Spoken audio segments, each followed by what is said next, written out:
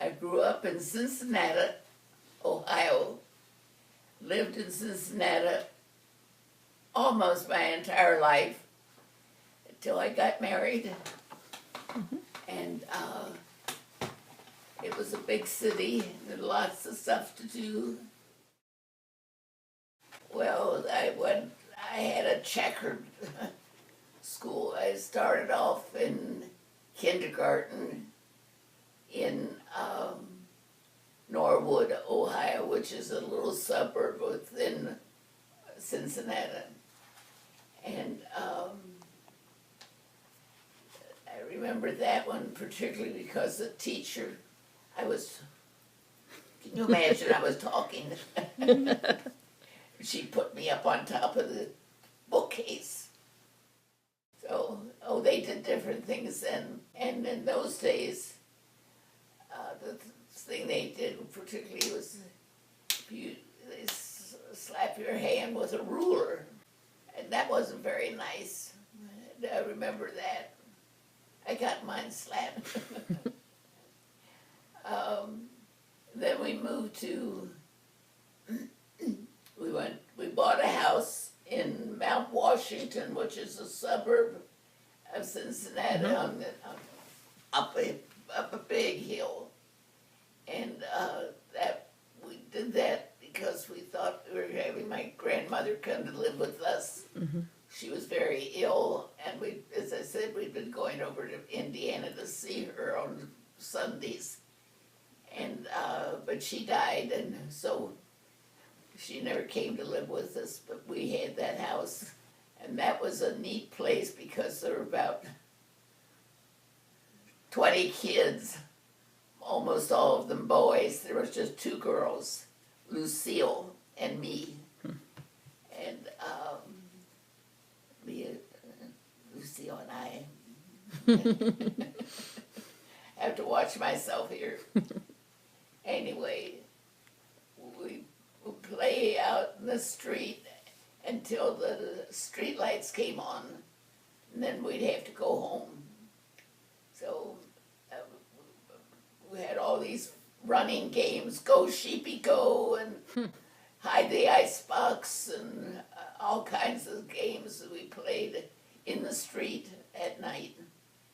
And we had a lady who worked night shift, and so she slept during the day. And she was very upset with us because we made noise, of course. Was playing our games. So we were nice to her. We did tricks on her, stuff, because she was not a nice lady.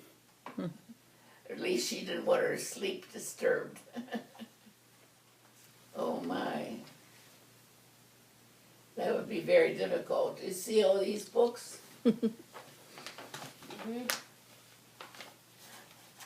I'm a big reader. I read a lot. I read a whole lot. And I'm always reading something. I guess Raggedy Ann. Raggedy Ann? Because I've got, where is she? I've got Raggedy Ann around here. She's in the other room. And I had a Raggedy Ann, and my brother had scarlet fever. And so they said that, they had to take care of him. And so then they said I couldn't have the dog. That the dog, anyway, the deal was that because he had scarlet fever, he would contaminate my dog. And so they wouldn't let me have my Raggedy Ann. I mean, it was a whole big bunch of stuff. And that was kind of bad because I've always liked Raggedy Ann, and liked the story, and got the book, got the doll, played field hockey in high school. That was weird. You just ground sticks, and then off you'd go. That's all I remember about it. I like swimming. I just like swimming. I like swimming. I was a pretty good swimmer. And I guess I like individual sports rather than competitive sports. I'm just not a competitive type person. My grandfather and grandmother, my father's mother and father, were Quakers. But we lived very far from the Quaker meeting house. So we went to a Methodist church close to where we lived. And so, anyway, we decided that we would try to get involved with the Quakers group because we liked what they said. We, had read about them. And Granddaddy, my grandfather, was absolutely a wonderful, wonderful man. He was the epitome of what a Quaker should be. Really a wonderful guy. Did you have any pets? I am a cat lover. Uh-huh. And I would pick up strays and bring them home. And one day I was up at church, up at the Methodist church where we hung out. And the janitor said, "Claire, we got a little kitten here that has just showed up." So I put him under my coat and walked home with him. This was about a couple miles anyhow. Mm-hmm. We started up the stairs of my house and I put him down and he followed me up. And I said, "My dad, it followed me home." Liar, liar, pass Uh-oh. Well, it followed for a short while. And, but I just always had a kitty cat. Well, this gets very complicated, Gabriel, because my paternal grandfather and grandmother were Quakers. But my family, his son, my father, went to the Methodist church because the Quaker meeting was clear across town and there just was no way really of getting there.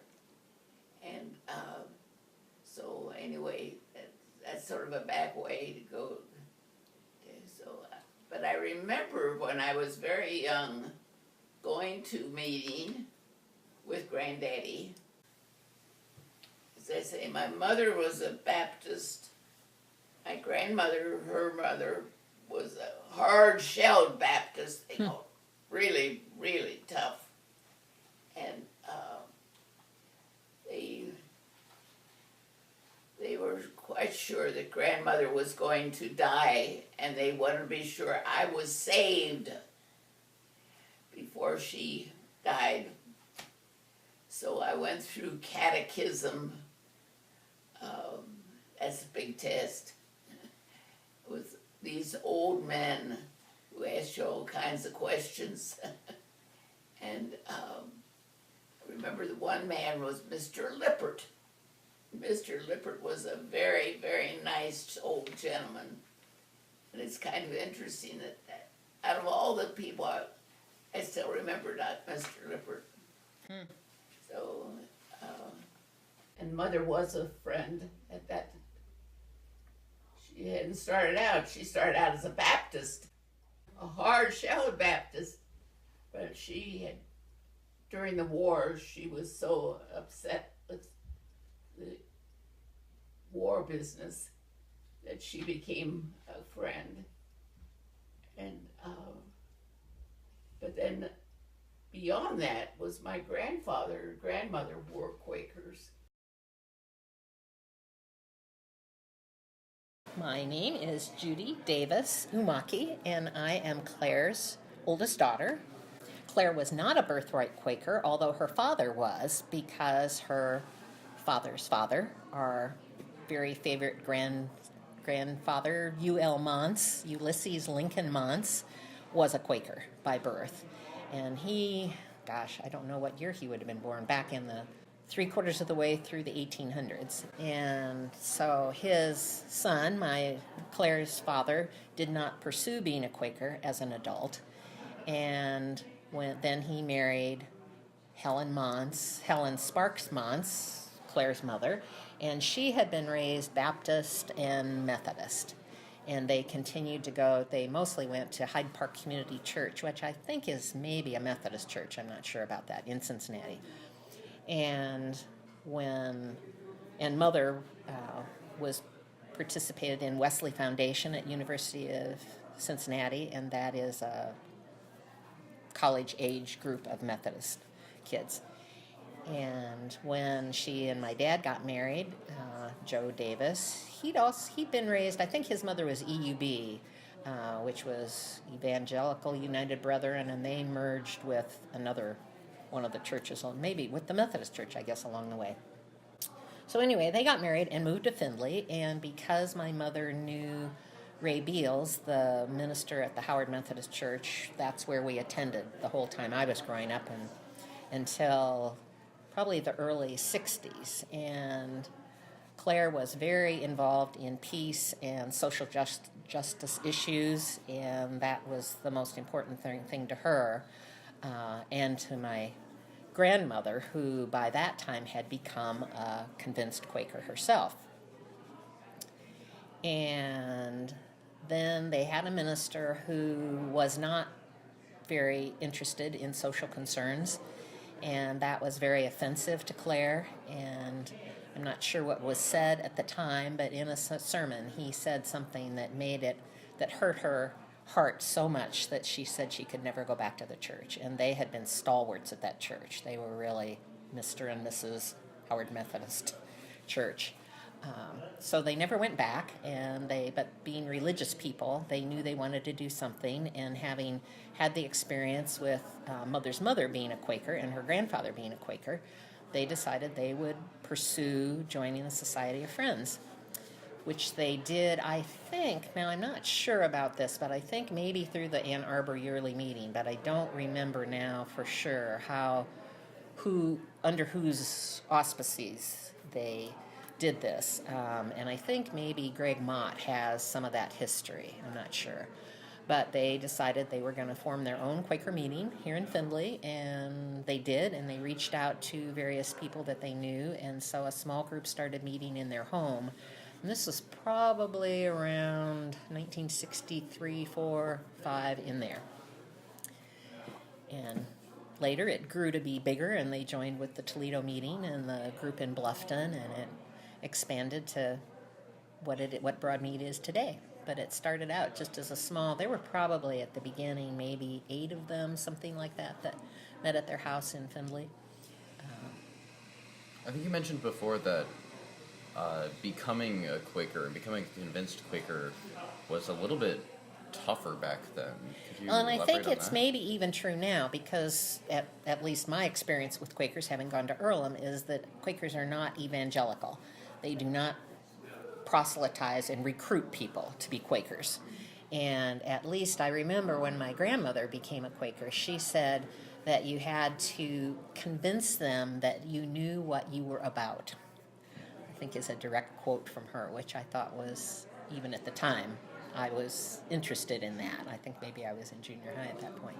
So I think that whoever they met with, and again, this is written down someplace, there's a Broadmead history that's written down, whatever group took them in and allowed them to become a meeting part of the Society of Friends, they had obviously convinced them that they knew what they were about. Convinced on both ends. Yeah. Yes. So, and Granddaddy was absolutely the best guy that ever was. He just terrific guy. Mm-hmm. Teacher, principal was 2 schools, very poor schools. And he would go in the morning, he would go to the grocery and beg any food that was day-old bread and stuff, and take it down to his school. And the janitor would put it in this great big double boiler on a hot plate. And that sometimes was the only meal those kids would have all day. And he also talked the Palm Beach Coat Company into giving his graduating students a suit for graduation. Now, I never caught him on what he did for the girls. I don't think he did anything for the girls. And I didn't catch him up on that one. But he was terrific. And this is a funny story. I went in a group called Wesley Foundation, which was a church group at University of Cincinnati. And we had a group, and we ate supper together frequently. And somehow or other, Joe was trying to get to know me. And in those days, you didn't just walk up and talk to people. You had to be introduced. Nobody would introduce us. Oh. And so it went on for quite a while. And so finally one night I came home. I worked in the library. And I came home and Mother said, you had a phone call. Young man I didn't recognize his voice. Told me to be home 9:30. 9:30 the phone rang. This is Joe Davis. Hello. So I say, you're not talking to people because you haven't met them. And so he said, I wonder if you would do me a favor. And I said, well, if I can, I want to know if you would go to my fraternity dance with me on such and such a night. I already had a date for that night. I broke it. Joe and I never met. I guess the flood, 1937, there was a huge flood on the Ohio River, and it shut everything down. And we had a truck went through the neighborhood with water, and everybody ran out with buckets and ran in and filled up the bathtub or whatever. It was got as much water as you could get, and that was. And the other thing about that was it was January, and that was when you had your midterm exams at school. I was a senior in high school, and now do your math and you could figure out how old I was. Anyway, I got to skip my exams. I missed the midterms because of the flood, and missed the finals because if you were a senior, you didn't take finals. So I got out of all my last exams that last year because I did not do well on exams. I was much better at talking. I was asked to go to the World Conference in Kenya, and Joe was asked to also, and so he went, and I asked for home hospitality, and that's how I ended up in Abby's home. And she was one of 10, and she was the second oldest. I think she was the second oldest, and she just took me every place. And my tattoo is like a little bus, and there were all these people were sitting around the sides of the bus, and there's this darling little girl and another little boy hanging on to a rod across standing in the middle of the bus. And so I was a boy, she was on my lap like that. And so anyway, we got to the place where they were getting off, and she got off and reached under the chair, and pulled out a chicken. And her brother reached down and he got a chicken. They both had chickens they were taking. Those are things you can't relive. Just really, really, really neat. Anyway, that was my introduction to Kenya. Follow your leading. If you have a feeling that you are going the right direction, why that should be a help.